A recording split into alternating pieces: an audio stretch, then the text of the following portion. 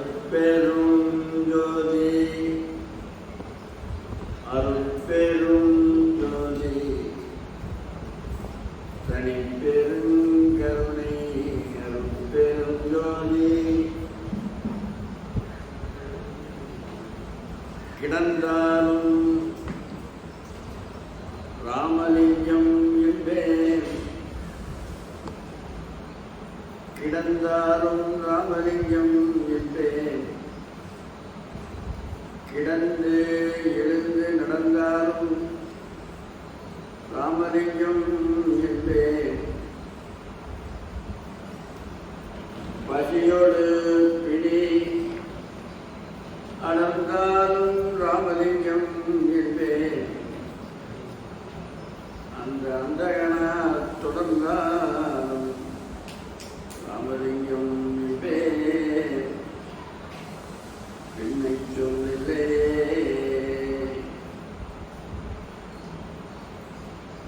நல்லாவின் பால் முழுதும் கன்றைக்கில்லை நறும்பூவின் மனம் முழுதும் சோலைக்கில்லை நெல்லாகங்கள் முழுதும் நிலத்துக்கில்லை நிறைகின்ற நீர் முழுதும் குளத்துக்கில்லை பல்லாறு கனி முழுதும் மரத்துக்கில்லை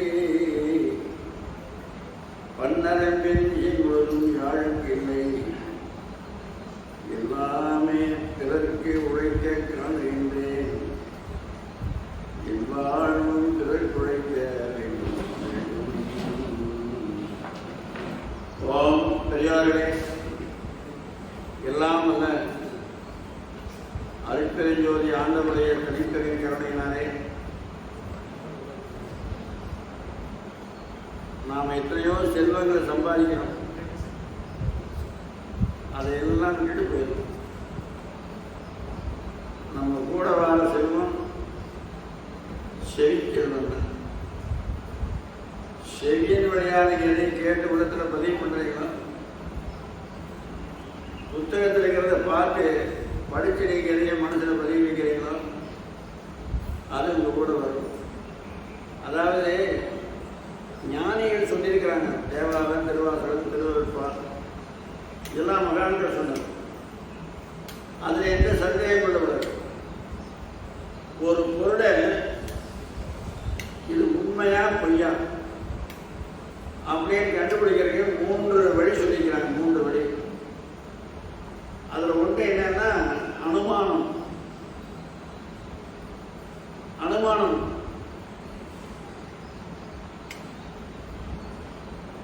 அடுத்து இன்னொன்று அனுமானம் பிரத்யட்சம். அப்புறம் இன்னொன்று மகானுடைய வாக்கியம்.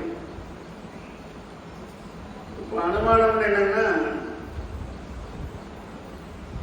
மழை நம்ம ஊர்ல பெய்யல,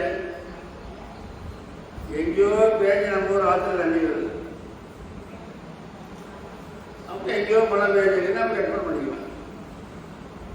மழை எங்கேயோ பெய்ஞ்சிருக்கு, ஆற்றுல தான் வெள்ளம் வருது அப்படின்னு நாம் தெரிஞ்சுக்கலாம். இது சில நேரத்தில் தப்பா போயிடும். இந்த அனுமானமும் தப்பா போயிடுச்சு சில நேரத்தில். அது எப்படின்னா, நாம நினைக்கிற மழை பெய்ஞ்சுதான் தண்ணி வருதுன்னு ஒரு 10 பேர் மோட்டர் போட்டு ஆற்றுல எடுத்து விட்டுட்டாங்க, மோட்டர் தண்ணி. அப்புறம் மழை பெய்ய வந்துடுது இல்லையே. இப்ப தப்பா இருக்கு. இன்னொன்னு நேர கண்ணால பார்க்கணும், அதுலயும் தப்பு வந்தது. அதுல எப்படி தப்பு வரும்னா, ஒருத்தருக்கு வாழ்றதுக்கு பிடிக்கல,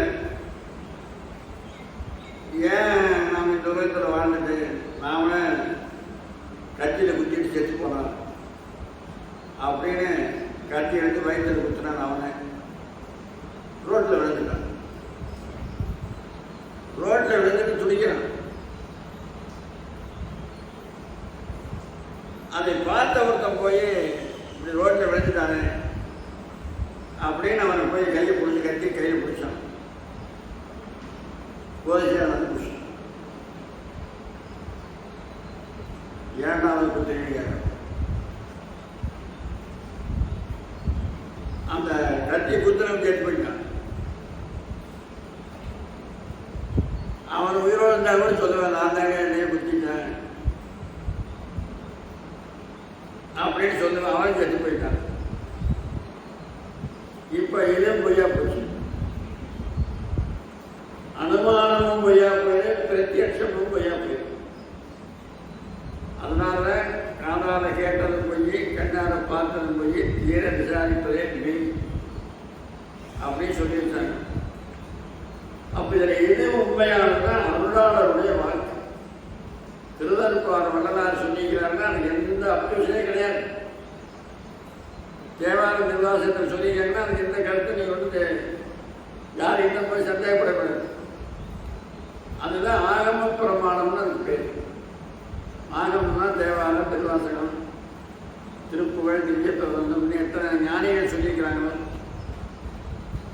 அது பூரா ஆகம பிரமாணம்னு அதுக்கு பேர். ஆகமம் வேதம். அந்த வேதத்தில் சிலதெல்லாம் தத்துவங்கள் இருக்கு. தத்துவம், இந்த தத்துவங்களை புரிய வைக்கிறதுக்கு தான் புராணங்கள் வந்தது. தத்துவமா சொன்னா உங்களுக்கு புரியாது. ஆணவம், கண்மம், மாயை அப்படின்னு சொன்னா உங்களுக்கு புரியுமானா அது என்ன ஒன்றும் புரியலைங்க அப்படிமா. அதே புராணமா சொல்ற பாருங்களேன். ஆணவம், கண்மம், மாயை புராணமா சொன்னோம்னா 3 அசுரர்கள் இருந்தாங்க. 3 அசுரர்கள். ஒவ்வொருத்தரும் ஒரு கோட்டை வச்சிருந்தாங்க. கோட்டை, இரும்பு கோட்டை ஒருத்தன், தங்க கோட்டை ஒருத்தன், வெள்ளி கோட்டை ஒருத்தன். எங்க வேணாலும் அந்த கோட்டையே போகும். அதை சிவபெருமான் அழிச்சார். இப்படி ஒரு கோட்டை இருந்ததானா? இல்லவே இல்லை.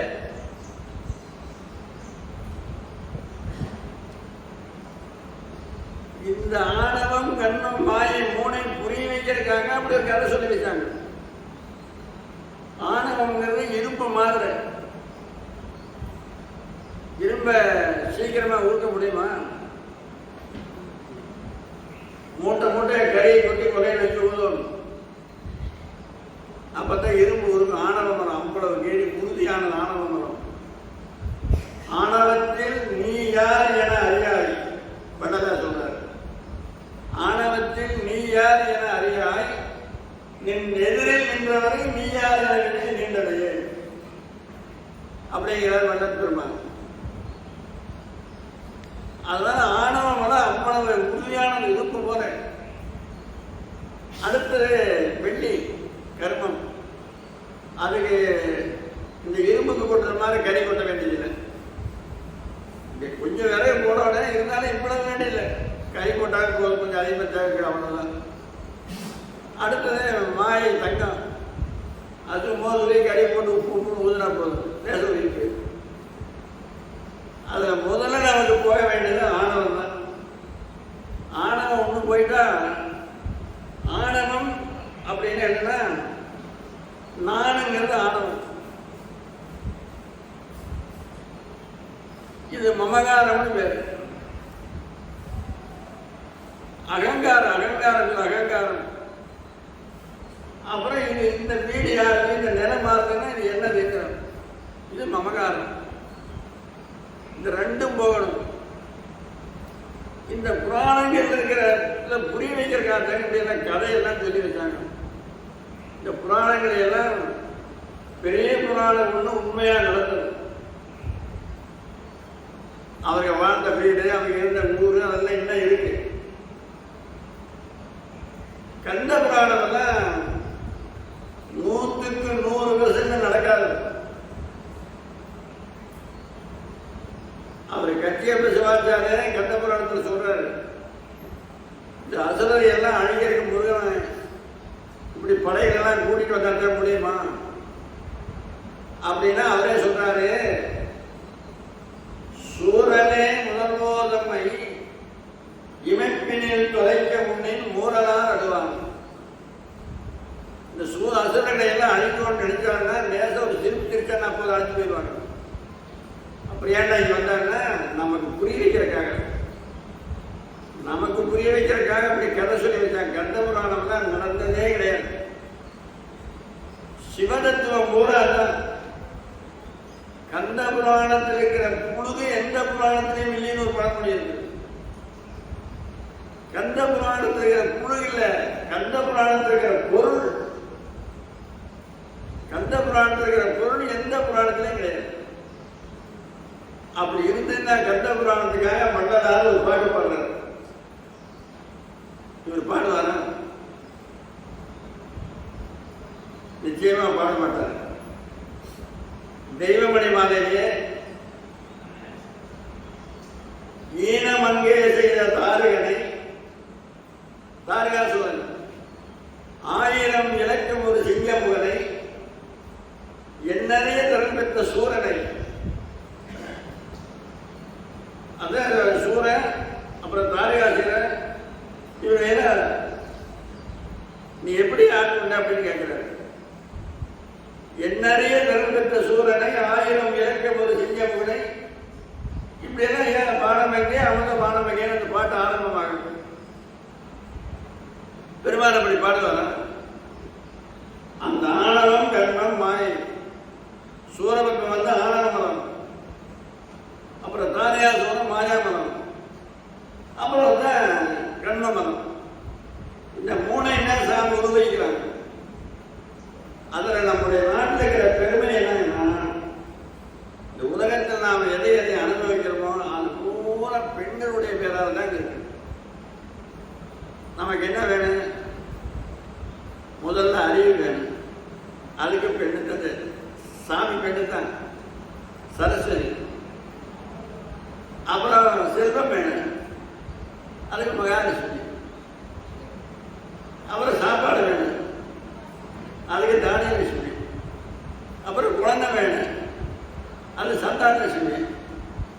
அப்புறம் வீட்டில் இருப்பு வேணும், அது தனலட்சுமி. போட்ட குழைக்கிறதுக்கு இடம் வேணும், பூமாதேவி. குடிக்க தண்ணி வேணும், கங்காதேவி. எதையும் ஆம்பளை கொடுத்துக்கிறாங்க.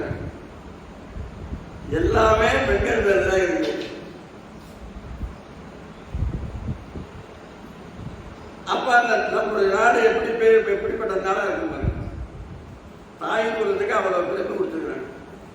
திருமூலர் சொல்றாரு, பத்தினி பத்தர் தத்துவ ஞானிகள் சித்தங்கலைஞர சிதைவுகள் செய்தவர் அத்தமும் வாழ்வும் ஆண்டொன்று மாண்டிடும், இது சத்தியம் சொன்னேன் சதா நெஞ்ச அடைகிறார். பத்தினி பத்தர், முதல்ல பத்தினி தான் சொல்றாரு. அதுபோல புராணங்கள்ல நிறைய பத்திரிகைகள் வர்றாங்க. அவங்களுக்கு என்ன சிறப்புன்னா பஞ்சபூதம் அவர் சொன்னபடி கேட்கும். பஞ்சபூதம் சொன்னபடி கேட்குங்க. சீதாதேவி கடைசியில் இந்த பூமி புலக்கோடு சொல்றாங்க, புலத்து இறங்கினாங்க. பூமி விளங்குதாங்க, பூமி போனாங்க சீதை. காற்றே அடிக்கிறதுனா காற்று அடிக்காது. நெருப்பே நீ சுடாதேன்னு சொன்ன ஆஞ்சநேயருக்கு, ஆஞ்சநேயர் வாழ நெருப்பு வச்சு விட்டாங்க. இளங்காரங்களை பூரா அழிச்சிரு, ஆனால் ஆஞ்சநேயர் மட்டும் சுடாத அப்படின்னு சொன்னாங்க. புரியல.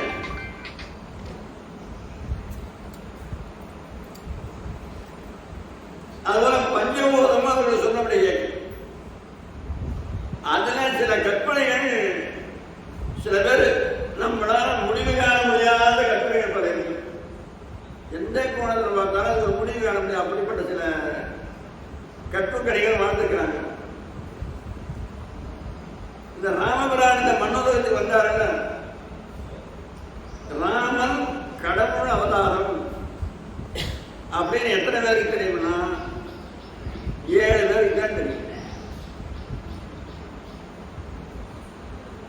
7 பேருக்கு மட்டும்தான் தெரியும். அது வால்மீகியில அவதாரமாவே சொல்லல, அரசகுமார் தான் சொல்றாரு. கம்பன் தான் அவன் அவதாரமாக்கிட்டாரு, கடவுளுடைய அம்சமாக்கிட்டாரு.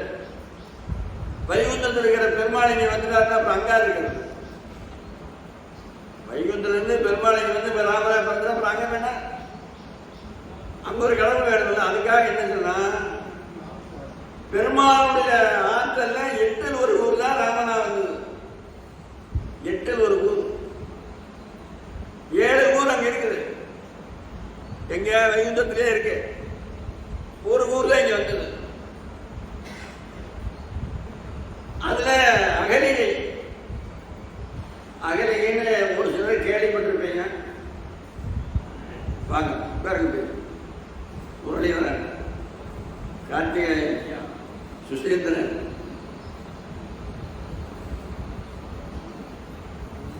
வாங்க.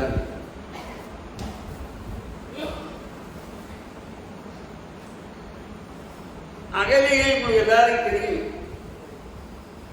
அவளை பற்றிய குழப்பங்கள் பலதரமான கதைகள் ஒவ்வொரு புராணங்களும் ஒரு விதமா சொல்லியிருக்கு.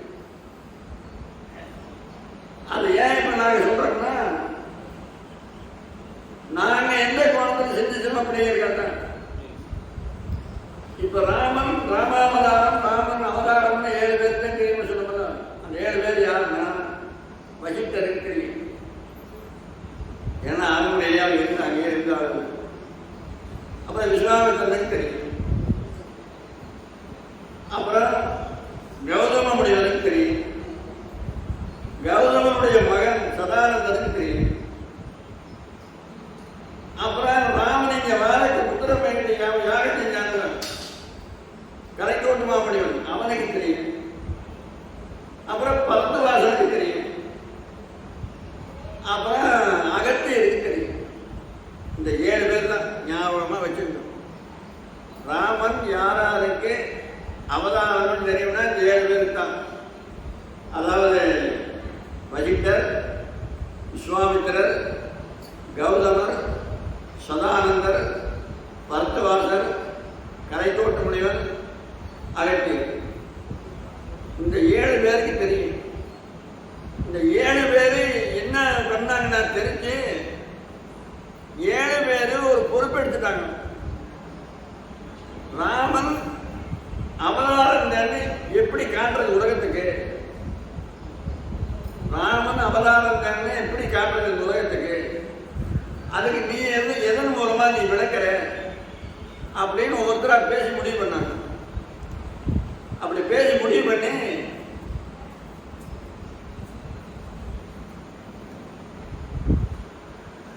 கௌதம முனிவருக்கு என்ன கொடுத்தாங்கன்னா, நீ எப்படி செய்யோ என்ன செய்யோ, ராமனுடைய கால் தூசுக்கு என்ன பெருமை அதை நீ தெரிவிக்க, உலகத்தை தெரிவிக்கணும், உன்னுடைய கடமை அப்படின்றாங்க. அகத்திய முனிவரும் கௌதம முனிவரும் அகலிகை. கல்யா அப்படின்னா, கல்யா அப்படின்னா அழகு இல்லாதன்னு அர்த்தம். அத்தனை அசிங்கமா இருக்கு. அகல்யா அப்படின்னா அது இணையான அழகு இல்லைன்னு அர்த்தம். அழகா இருக்கிறது என்னைக்கு ஆபத்து தான். அழகா இருக்கிறது ஆபத்து தானே.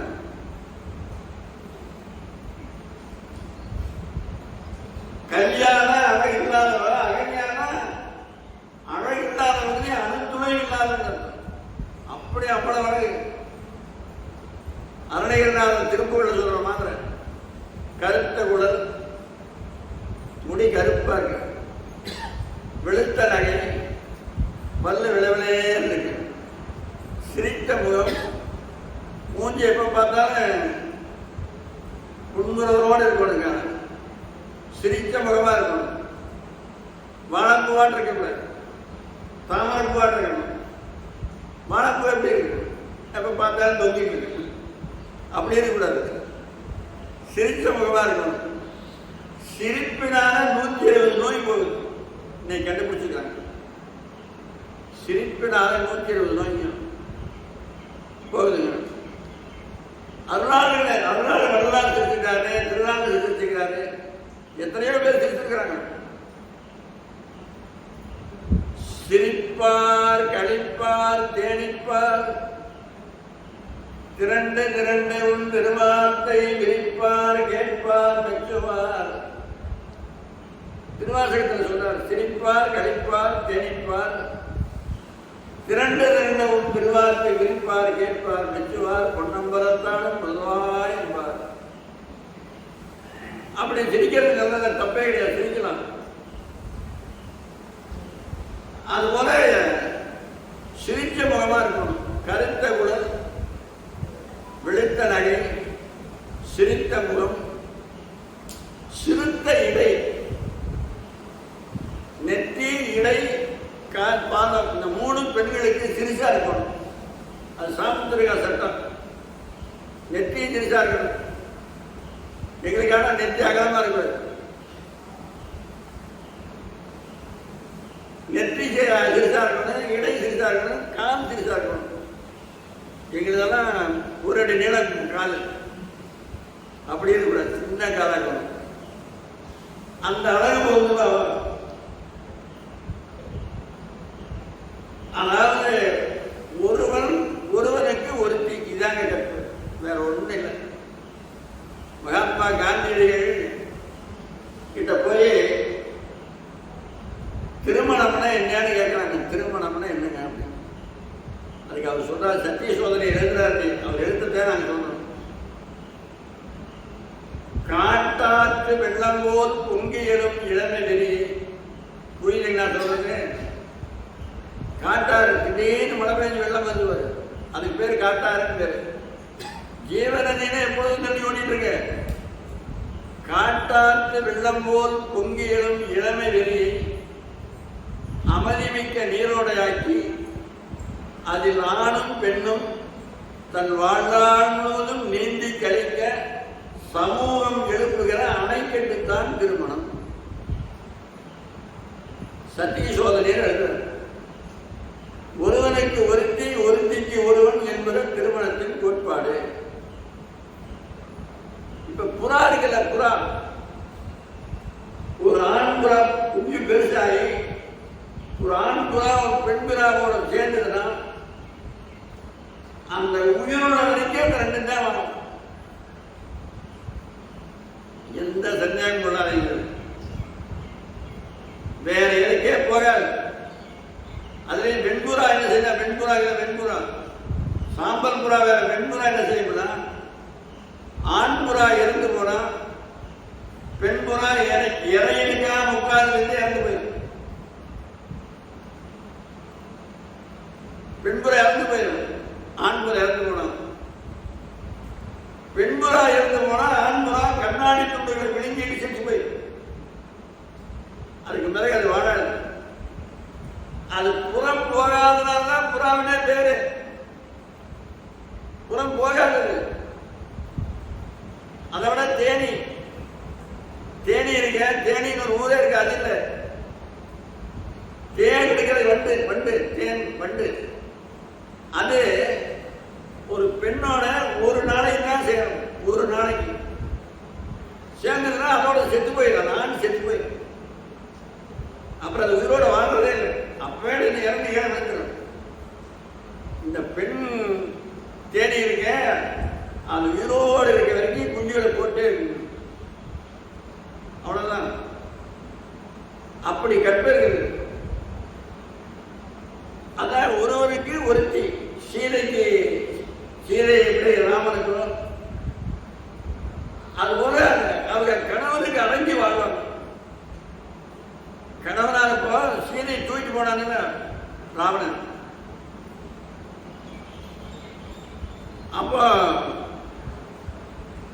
சீதை சொல்றாங்க,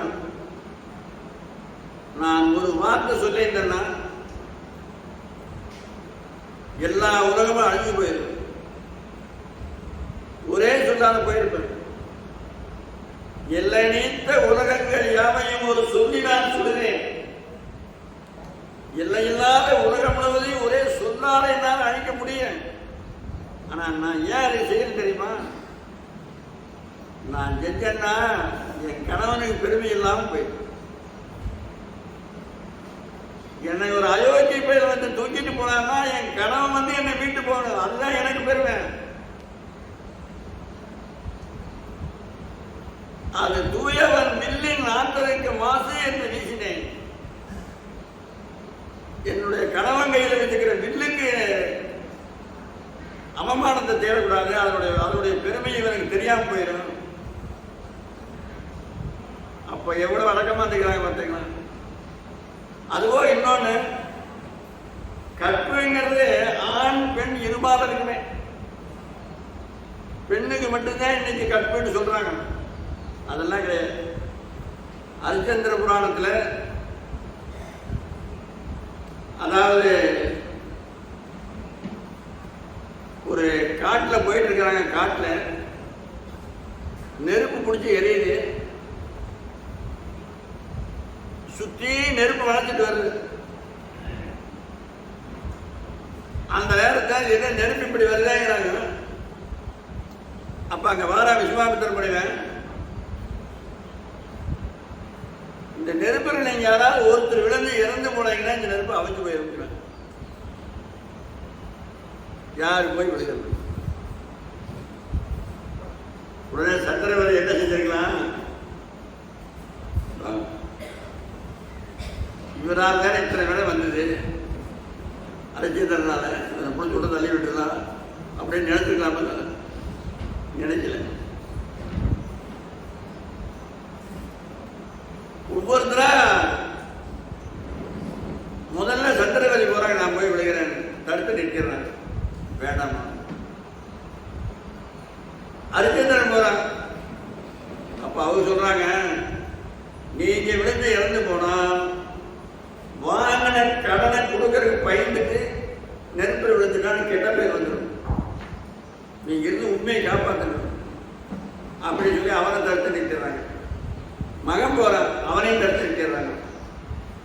அப்ப சந்திரவதி போய் சொல்றாங்க, அவ என்ன சொல்றாங்க? அதாவது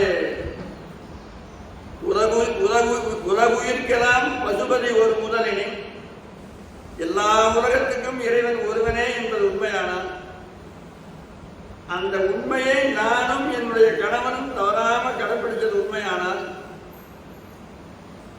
கொல்லன கடலில் பாய்ந்தாள், எங்களை கொடு. அப்படியே நெருப்பு குழம்பு எரிமலை எரிஞ்சு எங்கேயும் ஓடுது, 6 மாதம் ஓடுது, நெருப்பு குழம்பு ஓடுது. அந்த மாதிரி நெருப்பு குழம்பு சந்தன குழம்பு ஆயிடுது. அப்ப கற்புக்கு எவ்வளவு பெருமைன்னு, கற்புனால எதையும் சாதிக்க முடியும். ஒருவனும் ஒத்தியமா வாழணும், அவ்வளவுதான். அதுதான் கற்புங்கிற வேற ஒன்றும் இல்லை. அதுபோல அந்த சந்தன குழம்பா மாறி போச்சு. இப்ப இதுல அவ தாலி கட்டியிருந்தாங்க, அந்த தாலி ஹரிச்சந்திர கண்ணுக்கு மட்டும்தான் தெரியும், வேற எவன் கண்ணுக்கு தெரியாது. அதுதான் மயானத்தால் தெரிஞ்சது. ஹரிச்சந்திரனுடைய நாடு அயோத்தி, அவனுடைய நாடு கண்ணோசி. ரெண்டு பேரும் கல்யாணம் பண்ண பிறகு ஒழுக்கமா இவன் ஒழுக்கமா அவன் ஒழுக்கம் தெரிஞ்சிருக்கு. கல்யாணம் முன்னே எப்படி இருந்தாலும் இவனுக்கு எப்படி தெரியும்? திருமணத்துக்கு முன்னையும் அப்படியே இருந்தாங்க ஒழுக்கமா. அதனாலதான் அந்த தாலி வேற யாரும் எனக்கு தென்படல. ரெண்டு பேரும் கற்பச்சு, கணவன் ராமனா இருக்கணும், மனைவி சீதையா இருக்கணும். இதுதான் கற்பு. கணவன் மனைவியை கிருஷ்ணனுக்கிறானே, அவனுக்கு எத்தனை மனைவி? 8 பேர், அஷ்டலட்சுமி. அதில் கணவனுடைய உத்தரவுக்காக காத்திருக்கணும். அப்பதான் தமயந்தின்னு ஒரு சின்ன காட்டில் விட்டுட்டு போயிட்டான், சொல்லாம போயிட்டாங்க. இவன் எழுந்திருச்சு தேடுறான், தேடிட்டு போறான். போற வழியில ஒரு பாம்பு இவ்வளவு வழிகிறது. பாம்பு, மலைப்பாம்பு போயிட்டு தமையந்தி. எல்லா வேலை தலையிலிருந்து முடிஞ்சுதான் செத்துருப்பான். அது காலிலிருந்து வந்துருக்கு, காலிலிருந்து வந்து இடுப்பு வரைக்கும் வந்துருது. கத்துறா, ஐயோ என்னை பாம்பு விழுங்குதே, என் கணவன் விட்டுட்டு போயிட்டாரு, நான் என்ன செய்ய தெரியலையே விழுங்குறேன், பயப்படுறான். அந்த நேரத்தில் ஒரு வேடன் ஒருத்த ஓடி வந்தான். ஓடி வந்து பார்த்தான் பாம்பை, ஒரு அம்பை எடுத்து போட்டான், பாம்பை கொண்டு பாம்பு வாய் விழுந்து அவளை பிடுங்கினான். பாம்பை பிடிச்சி இழுத்தா வெளியே வந்துட்டான். ரொம்ப சந்தோஷப்பட்டாப்பா. உடுக்க இழந்தவன் கை போவாங்கே இடுக்கங்களையெல்லாம் நட்பு வள்ளுவர் சொன்ன மாதிரி நீ தகுந்த நேரத்தில் வந்து என்னை காப்பாற்றினீ, ரொம்ப மகிழ்ச்சி, நன்றிண்ணா. அவன் என்ன சொன்னான், இவ்வளவு அழகான பெண்ணு சாக விடலாமா, இந்த பாம்புகிட்ட இருந்து காப்பாற்றி என்னுடைய மனைவியாக்க தான் நான் காப்பாற்றினேன். அவன் சொல்றான், அப்பா நான் நிழல நாட்டு மன்னனுடைய மனைவி, எனக்கு 2 குழந்தை இருக்கு, என் கணவர் எங்கேயோ எடுத்துட்டு போயிட்டாரு, அவரை தேடிட்டு போற வழியில பாம்பு கொடுத்து அப்படின்னு சொல்றான். இப்ப என்னை ஏற்றுக்கொள்றியா இல்லையாங்க? அவன் சொல்றான், இந்த உடம்புல உயிர் இருக்கிற வரைக்கும் நீ என்னை தொட முடியாது, உயிர் போன பிறகு வேற, உடம்புல உயிர் இருக்கிற வரைக்கும் என்னை நீ தொட முடியாதுங்க. உடனே இவன் துரத்துறான், இவன் துரத்துறான், ஓடுறான். ஏன் ஓடுறான்னா, நம்மளை இவன் காப்பாத்தினானே, இவனுக்கு உடனே நாம தண்டனை கொடுத்துடக்கூடாதுங்கிறதான் ஓடுறான். அப்புறம் ஓட முடியாத நிலை வந்தது. அதை புகழேந்தி புலவர் சொல்றாரு, தீக்கள் புலி தொடர செல்லும் சிறுமான்போர் ஆட்கை தளர அலமந்து. ஒரு புலி ஓட்டினா சின்ன மானுக்குட்டி எப்படி ஓடும், அந்த மாதிரி வேடன்னா புலி, அவன் மானுக்குட்டி. தீக்கண் புலி தொடர செல்லும் சிறுமான்போர் ஆட்கை தளர அலமந்து போக்கற்று இனிமேல் போக முடியாத ஓட முடியாத எல்லாம் கலந்து போச்சு. இப்படி ஓடிட்டு இப்படி திரும்பி அவனை பார்த்தான். பார்த்தோன்னே என்னாச்சு, வேலை காணாமனா எங்க மூங்கில் புதல் போய் ஒழிஞ்சான்னு நினைக்கிறீங்களா, எங்கேயாவது ஓடி போனான்னு நினைக்கிறீங்களா? இல்லை, அந்த இடத்துல ஒருபடி சாம்பல் தாக்கி கிடக்கு.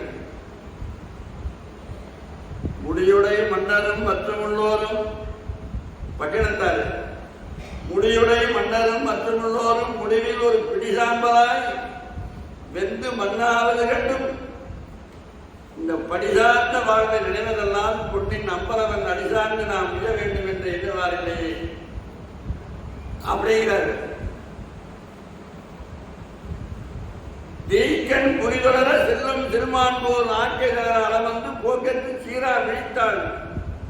சிலை வேடன் அப்படலில் நீராய்வில் தான் நிலத்தில் அதே இடத்துல சாம்பலா விழுந்தாங்க.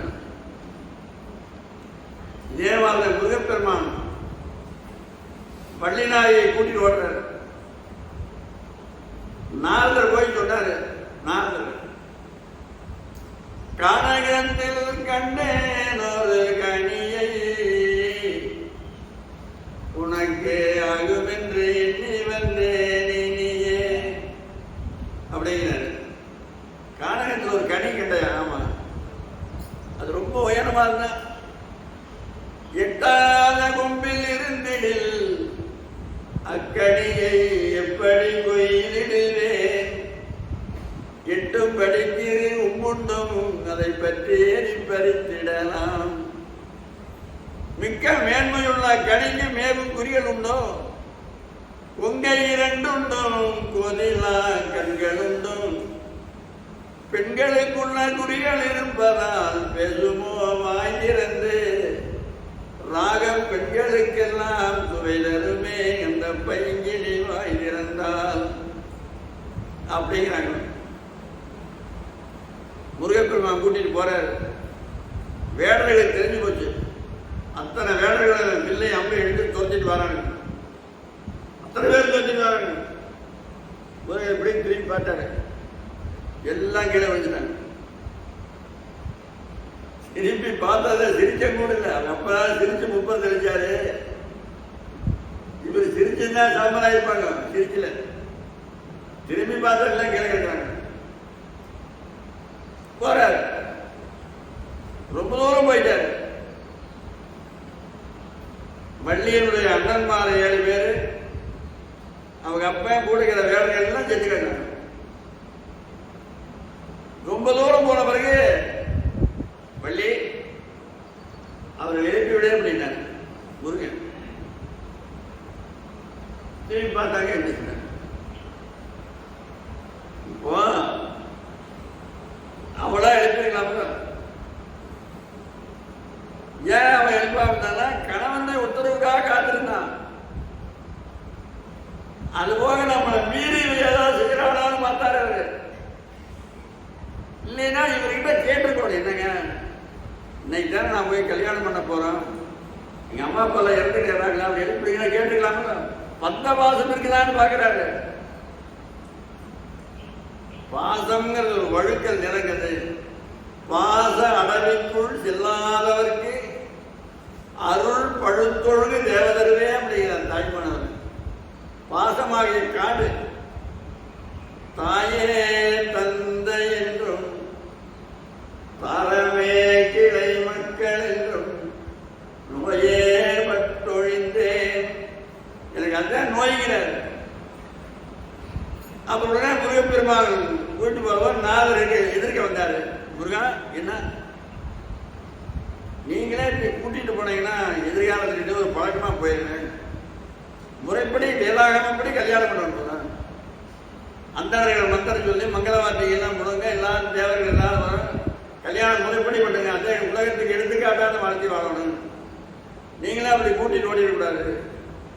தேவியான கல்யாணம் எப்படி பண்ணுறீங்களோ அதே மாதிரி பண்ணுங்க. நான் அது இப்படி ஒரு கற்பு. இதுதான் கற்புங்கிறதே இதுதான். அதுபோல அகலிகை அழகே வடிவானவன். அவளை எப்படியோ இந்திரன் இந்த அகலிகை சேரணும் முடிவு பண்ணான். ஒரு நாள் வந்தான். 12 மணி 12 மணிக்கு வந்து வீட்டு மேல உட்காந்து கூவினான். சேவல் கூவுது. சேவல் கூவுறதுன்னு 4 மணிக்கு கோழி கூவுறாப்புல இருக்குது. எழுந்து முனிவர் ஆற்று குளிக்க போயிட்டாரு. இதுதான் நேரம் இருந்து உள்ள போனான். முனிவருடைய வேடத்தில் போய் அவன் ஏமாத்திட்டான். இந்த இடத்துல கம்பராமாயணம் ஒன்று வருது. அதைய கண்ணதாசன் சொல்றாரு. கண்ணதாசன் அர்த்தமுள்ள இந்த மதம் தூர எழுதிக்கிறான்னு அவரு அதில் சொல்றாரு. இந்த சீதைய என் வசமாக்குறதுக்கு என்ன வழியப்பான்னு அவன் பல பேருடைய யோசனை கேட்கிறான். ஒருத்தன் சரியான யோசனை சொல்றானுங்க. நீ எந்த மந்திரவாதியா போனாலும் எல்லாம் கிடையாது, எந்த வீரனா போனாலும் எல்லாம் கிடையாது, எப்பேற்பட்ட ராஜகுமாரனா போனாலும் எல்லாம் கிடையாது. இந்த ராமனாகவே மாறி நீ போ. உனக்கிட்ட எந்த வேஷம் வேணாலும் உடனே அந்த வேஷம் அப்படியே இருக்கலாம். பேச அரிதாரம் எல்லாம் பூச வேண்டியதில்லை. ராமனாகனா ராமன் ஆயிடலாம். போனீங்கன்னா நீ சேதி ஏமாத்திடலாம் அப்படிங்கிறான். அதுக்கு ராவணன் சொல்றான், நான் இதை பலமுறை பார்த்துட்டேன். என்ன பார்த்துட்டேன்? நான் ராமனா மாறுனா அடுத்தவன் மனைவி இருக்கிற ஆசை எனக்கு இல்லாம போயிருக்கீங்க. சீதை மேல இருக்கிற ஆசை இல்லாம போயிட்டு அப்ப நான் ராமனா மாதிரி என்னது? ஒரு போலியா வேஷம் போட்டா கூட ராமன் வந்துடலாம் பாருங்க. அது போல கௌதம் ஒரு வேஷத்தில் போன அவளுக்கு தெரிஞ்சேதான் அவங்களுக்கு தான் அவளும் தெரிஞ்சுதான். அப்புறம் அவன் போன வேலை முடிச்சுட்டு வெளியே வர்றான். முனிவர் ஆத்துக்கு போய் பார்த்தாரு. இன்னும் வெளியிலேன்னு தெரிஞ்சாரு. திரும்பி வந்தாரு. ஏன் சீக்கிரமா போயிருங்க. இவன் பூனையா மாதிரி வெளியே போனான். பூனையை பார்த்தாரு. டே இத்தனாகி வாழாங்க. உடம்பு முழுவதும் 1000 கண்ணு வந்து 1000 கண்ணு அப்படி ஆகிப்போச்சு. அங்க போனா அது பெரிய வேதனையா போச்சு. இப்ப இந்த இடத்துல பாருங்க, இதுல என்ன ஒரு ரகசியம்னா, இந்த ராமனுடைய கால் தூசுக்கு என்ன பெருமைன்னு காட்டணும். உடனே அவன் கண்ணை 1000 கண்ணை ஆட்டி நீ கல்லா கிடக்குதுன்னு சொல்ற. கல்லுனால் பெண்ணுருவமாத்தே இருக்கேன். கல்லா கிடப்பான். அந்த உணர்ச்சி இருக்காது. அப்புறம் ராமன் இங்க மாறும்போது ராமம் வரும்போது வால்மீகிய கால் பட்டுதுங்கிறார். கம்பராமாயணத்தில் கால் படல. ஏன் படலைன்னா, இந்த ராமனாக வந்திருக்கிற பிரிவுக்கு இன்னொரு பெண்ணை உன்னை தவிர வேற யாரையும் தொடமாட்டேன்னு வரம் கொடுத்துக்கிறேன். கொடுக்க போறான் சீதைக்கு. சீதை கல்யாணம் பண்ணி போறான். அப்புறம் போற வழியில ஒரு பெண்ணை தொட்டுட்டு போலாமா? அது அடுத்தவருடைய மனைவியில கையில தொட்டேன்னா காலில் தொட்டேன்னா குற்றம் குற்றம் தானே. அதனால கப்பர் என்ன பண்ணாரு, காகுத்தன் கடல் துகள் அது வேண்டாம். காகுத்தன் தான் ராமன், கடல் தான் பாதம், தூசிதான் பட்டது. அப்ப பெண்ணான அம்மா யாரு? பெருமானே, நான் அயோத்திக்கு அதிபதியான ராமருடைய கௌதமுடைய மனைவிங்க. ஏன் இப்படி? என் புருஷன் சாபம் விட்டாரு, இந்திர மன்னனுடைய கற்பழித்தன், அதுக்காக. சரி, அப்ப இது எப்படி சாக போது? ராமன் வர்ற போது கால் பட்டதுன்னா நீ பெண்ணாயிரு, சாக மோசம் கொடுத்துட்டாரு அப்படின்னாரு. உடனே ராமன் கூட்டிட்டு அங்க போனார். கௌதமர் ஆசிரமத்தில் இருந்தார். சுவாமி, உங்களுடைய மனைவி வந்திருக்கிறாங்க, சேர்த்திங்க அப்படின்னாரு. நான் சேர்த்த மாட்டேன். ஏன்? அவ கற்பு அடைஞ்சு போனாங்க.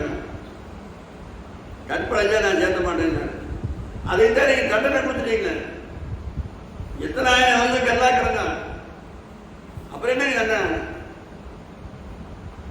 சரி, இப்ப நீ சேர்த்த மாட்டேன்னா நீ செய்த குற்றத்துக்கு தண்டனை கொடுத்தா தண்டனை முடிச்சுட்டு வந்திருக்கிறான். தண்டனை முடிஞ்சா நான் சேர்த்துக்கிறேன்னு சொல்லலையே. அப்படின்னா நீ என்ன பண்ணிருக்கணும்?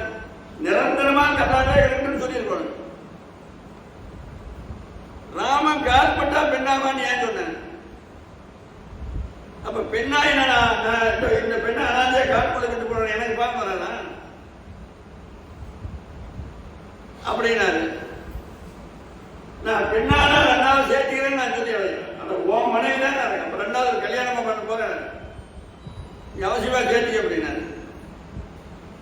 இப்ப இந்த இடத்துல பாத்தீங்கன்னா இந்த அகலிகை தெரிஞ்சேதான் இருந்தார். இது கௌதமருக்குன்னு தெரியும். எப்படி கௌதமருக்கு தெரியும்னா, சீதா அகலிகா, நாம இந்த உலகத்துக்கு வந்தது ராமனுடைய பாதத்தில் இருக்கிற பாதத்துன்னு வச்சுக்கலாம், தூசுன்னு வச்சுக்கலாம். அந்த தூசுக்கு என்ன பெருமைங்கிறது இந்த உலகத்துக்கு காட்டுறக்காக நாம் வந்திருக்கிறோம். இன்னும் இந்திரன் நான் போன உடனே உங்ககிட்ட வருவேன், அவன் கூட நீ இரு அப்படின்னு சொல்லிட்டு தான் போனாரு. இப்ப இந்திரன் சேவராஜ் பூனாமார் அப்பவே தெரியும் இருக்கு, அவன் தான் வந்திருக்கான்னு. எப்படி தெரியும்னா, பூனையா போனான்னு பூனையை பார்த்துட்டா இந்திரா வாழான்னு கூப்பிட்டாருல்ல, இப்ப சேவரை பார்த்தா கூப்பிட தெரியாதா? நிச்சயமா தெரியுமில்ல? தெரிய இந்த உலகத்துக்கு இந்த உண்மை இறைவனுடைய பாதத்துக்கு என்ன விரும்பிங்க தெரிஞ்சுக்கொடுங்க. வள்ளலார் திருவடி பொருத்தினே ஒரு பூனை செஞ்சிருக்கிறார். நிறைய இடத்துல பார்த்தா திருவடி பொருத்தி. அதுபோல இறைவனுடைய திருவடிக்கு என்ன பெருமை அப்படிங்கிற உலகத்துக்கு அறிவிக்க வேண்டும். அதுக்கு தான் வந்தது. அப்புறம் சரி, இந்த அகலிகிற அகலிகை இவ கல்லா கிடந்தான், இவ வேணுமென ராமன் வரைக்கும் கிடந்தான். இவ பெண்ணாக நினைச்சு எப்பவே பெண்ணா இருக்கலாம். ராமனுடைய பாதம் பட்டு நாம பெண்ணானா தான் ராமனுடைய காலுக்கு என்ன விரும்பின்னு தெரியும் அப்படின்னு. அதுக்கு என்ன சாதுன்னா, இந்த ராமன் கூட விட்டுட்டு போன பிறகு ஒரு நாள் அவன் காட்டுக்கு போனான். காட்டுக்குள்ள போய் சுற்றிட்டு தெரிஞ்ச வனத்துல அவன் ஒரு பெண்ணை பார்த்தான். அம்மா நீ யாரு? நான் தசரதராமனுடைய மனைவி சீதா பிராட்டி. நான் ஏமா வந்தேன்? நான் காட்டுல இருந்து வந்த பிறகு என்னை சந்தேகப்பட்டு எவனா வழியில போற வண்டாந்தத்தில் ஏதோ வழிட்டு போட்டான்னு சொல்லி சந்தேகப்பட்டு என்னை கற்பமாக கொண்டாந்து காட்டு விட்டு போயிட்டான் அந்த ராமன் அப்படின்னாங்க. இது கேட்டா பாருங்க, கேட்ட உடனே தன்னுடைய மனைவியை பற்றி தனக்கே தெரியாமல் இருக்கிறானே தலை. அதாவது பரம் உணர்ந்த ராமன் இக உணரவில்லை. சீனை பற்றியே தெரியல, மனைவியை பற்றியே சந்தேகப்படுற புருஷனாடைய இருந்திருக்கிறேன். அப்ப அகலை என்ன சொன்னா, மனைவியே சந்தேகப்பட்ட ராமனுடைய கால்பட்டு நான் பெண்ணாவாததை விட என்னுடைய வாழ்நாள் முழுவதும் நான் கல்லாவே கிடைக்கிறேன் அப்படின்னு அவன் கல்லாயிட்டான். இப்ப அப்பவே கல்லாகிற போது என்ன சொல்லக்கூடிய ஆதரவு அவருக்கு இருந்திருக்கிறத, இப்ப அந்த கல்லாகக்கூடிய ஆதரவு அவனுக்கு இருந்ததுல்ல. அப்ப அவன் சொல்லி அந்த சாபத்தை நிறைவேற்றி வர முடியாதா? நிச்சயமா வர முடியும். அதுதான் கற்புங்கிறது. ஜமதக்கினி ரேணுகாதேவின்னு 2 பேர் பரசுராமனை பெற்றவங்க. அப்பேற்பட்ட கற்பு. அவ குளத்துக்கு தண்ணி போனா குடம் எடுத்துட்டு போக மாட்டாங்க. தண்ணி இப்படி சுத்தினான மணி மாதிரி குடி. ஒரு குடமாட்ட உருண்டுக்கு தண்ணி உருண்டுக்கு ரசமணி உருண்டுறாங்க. உருட்டி ஒரு ஓட்டை போட்டு மாலையா போட்டுக்குவாங்க. அதுபோல அப்பேற்பட்ட கற்பு. மாமரத்துக்கிட்ட போனா கிளையெல்லாம் வளைஞ்சு வரும். அம்மா என்னை பறிச்சுக்க, என்னை பறிச்சுக்க, என்னை பறிச்சுக்க. வெயில நடந்து போனா மேகம் வந்து கூட பிடிக்கும். மழை வந்துதுன்னா வந்து போய் வந்து கூட பிடிப்பாரு மழையில் கிடையாம. கால் பட்டதுன்னா நெருப்பா இருக்கிற அந்த கல்லு, அந்த மணலு பூவா மாறி போயிடும். பூவா மாறி இருக்க. அப்பேற்பட்ட கற்பு. அவன் போன தண்ணிக்கு மேல ஒருத்தன் மறந்து போனான். கார்த்தவீரியன் அவன் பேர். 2000 கை 1000 தர அத்தனை பலம் அவனுக்கு. 1000 பேருக்கு இருக்கிற பலம் எவ்வளவோ அவ்வளவு பலம்.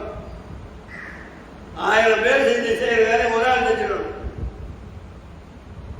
அவனை பார்த்தா ஆழ்ந்தான் பாருங்க, அவ்வளவுதான். அவங்க கற்பெல்லாம் போயிடும். தண்ணி வரமாட்டேங்குது, மாமரம் வளைய மாட்டேங்குது, மேகம் கூட பிடிக்க மாட்டேங்குது. வீட்டுக்கு வந்தான். முனிவருக்கு தெரிஞ்சு போச்சு. பரசுனா ஒரு சின்ன கோடாலின்னு அர்த்தம். அது பிறந்து வர்ற போதே கொண்டு வந்தான் அவன் கையில. அம்மா கற்பனை சொல்லிக்கிறான்னு தெரிஞ்சு போச்சு. பரசுராமா இங்க வாண்டாரு. பொம்மாளை விட்டு அவ்வளவுதான் சொன்னாலே தலைக்கிற. அது அப்பன் சொன்னேன்னா ஆண்டவன் சொன்னேன் செஞ்சது தப்புன்னு. நன்றாற்றலும் தவறுண்டாகும், அவரவர் பண்பறிந்தார்கள். அப்பா எங்க அம்மா தவறு செஞ்சுட்டான்னு எங்க அம்மாவை வெட்ட சொல்றேன். இந்த கோடாரி அதுக்கு பதிலாக என் தலை வெட்டிட்டு நான் தாயை வெட்ட மாட்டேன் அப்படின்னு சொல்லியிருக்கணும். தாயை வெட்டலாமா? வெட்டியா தலை கீழே வைக்கணும். உடனே மகனை கட்டி தழுவி, அப்பா உனக்கு என்ன வேணும் சொல்லு. இந்திர பதவி வேணுமா? பிரம்மதேவருடைய பதவி வேணுமா? திருமாருடைய பதவி வேணுமா? குபேர செல்வம் வேணுமா? என்ன வேணும் சொல்லு அப்படிங்கிறாங்க. அவன் என்ன சொல்றான், அப்பா 14 உலகத்தையும் ஒரு தட்டுல வைக்கிறது. 14 உலகத்தையும் எங்க அம்மா ஒரு தட்டுல வைக்கிறது. அந்த 14 உலகம் என் தாயினுடைய இடைக்கு சமமாக அத்தனை தவா வகிட்டு எனக்கு எங்க அம்மா தான் வேணும். அம்மா தான் வேணும் எனக்கு. அப்ப தந்தை சொல் மிக்க மந்திரம் இல்லை அப்படிங்கிறத அவன் செஞ்சு காட்டினான். உனக்கு என்னடா வேணுங்கிற போது தாய்க்கு தந்தது ஒரு கோயில் இல்லை. தாய் கிடையாது ஏனுக்கு கோயில். அப்பே ஏற்பட்ட தாயை கொண்டு முதியோர் இடத்துல விடுறாங்க. அதனால எந்த ஒரு சூழ்நிலையில் இருந்தாலும் தாயை கொண்டு போய் முதியோர் இடத்துல விடவே கூடாது. பிச்சை எடுத்தால் அவர்களை வச்சு சோறு போடணும். தாயினுடைய கடமை பாலனைத்தும் பொய்யனவே துறந்த ஒரு பட்டினத்தார். தாயை கொண்டு சூறாட்டு வச்சாச்சு, ஓடுறாரு. பெரிய விறகு மூட்டை எல்லாரும் வச்சுக்கிறாங்க. அந்த விறகெல்லாம் தூக்கி வீசினார் வெளியே. வாழை மரத்தை கொண்டாட வச்சு வாழை மரத்தை பரப்பிட்டாருக்கு மேல வாழைப்பட்டை போட்டு மூடினாரு. மூடி அதுக்கு பிறகாக்க 10 பாட்டு பாடுறாரு. ஐயிரண்டு நிக்கலாய் அங்கமெல்லாம் நொந்து பெற்று பையரென்ற போதே பறிந்து எடுத்து செய்ய இரு கைப்புறத்தில் ஏந்தி கனகமுறை தந்தாலை எப்பெருத்தில் காண்பேன். இனி எந்த பிறப்பில் என்னுடைய தாயை நான் பார்க்க போறேன் அப்படின்ட்டு முன்னையிட்டதை முப்புறத்திலே பின்னையிட்டதை தென்னிலங்கையில் அன்னையிட்டதை அடிவயத்திலே யானமிட்டதை மூழ்க மூழ்கது அப்படின்னா வாழமரம் பச்சிட்டது. ஞானத்துக்கு என்ன பெருமைன்னு செஞ்சு காட்டினாருங்க அவரு. ஞானத்தால எதையும் சாதிக்க முடியும். வாழமரம் பத்தி எறிந்து ஞானத்துக்கு முன்னாரு கலமரத்தில் கொடுத்திருந்தாங்க பண்ணிருந்தாரு. கலமரத்துல இப்படின்னு பார்த்தாரு. கலமரத்துக்கு ஏன் வந்திருக்கிறமே தெரியலையே அப்படின்னு சொல்லிட்டு ஏத்த போறாங்க அவரு. என் செயலாலாவது யாதொன்றும் இல்லை உன் செயலே என்று உணரப் பெற்றேன். இந்த ஊனெடுத்தவன் நான் செய்த தீவினை யாதொன்றும் இல்லை முன் செய்த தீவினையோ நான் ஏதோ போன பிறவியில் ஏதோ தவறு செஞ்சிருக்கிறேன். அந்த வினைதான் இப்ப வந்திருக்கிறீங்க. இங்கே வந்து மூன்றதுவே நான் கிளம்புற பத்தி அறிஞ்சு போச்சு. எல்லாரும் ஓடுறாங்க. உஜயினி மன்னன் கிட்ட போய் சொல்றாங்க, அண்ணா வந்திருக்கிற சாமியார் கருணையே வடிவானது. இதுடாது இவர்கிட்ட கருணை அவங்களுக்கு எப்படி தெரிஞ்சது? கருணையே வடிவானவர்கள். கருணைக்கான செயல் ஒண்ணுமே செய்யலையே. கருணையே வடிவானது. அவரு போல கருணை உள்ளாத நாங்க பார்த்ததே இல்லைங்க. அப்பேற்பட்ட கருணை அவருக்கு அப்படி. என்னடா நீங்க கருணையை பார்த்தீங்க அப்படின்னாரு அவரு. என்னடா பார்த்தீங்கன்னா சுத்தி நாங்க கூடி நின்றுட்டோம். கழும்பரம் மட்டும் பத்தி எறி வேணும்னு தானே பாடினாரு.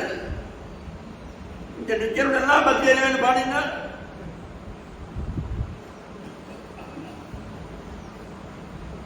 நிக்கிறதெல்லாம் பத்தி எறி வேணும் பாடினா எதிர்த்தாங்க. நாங்க என்ன சாம்பலாம் கிடக்கிறோம். அதுல இருந்து கருணை கண்டுபிடிச்சார்.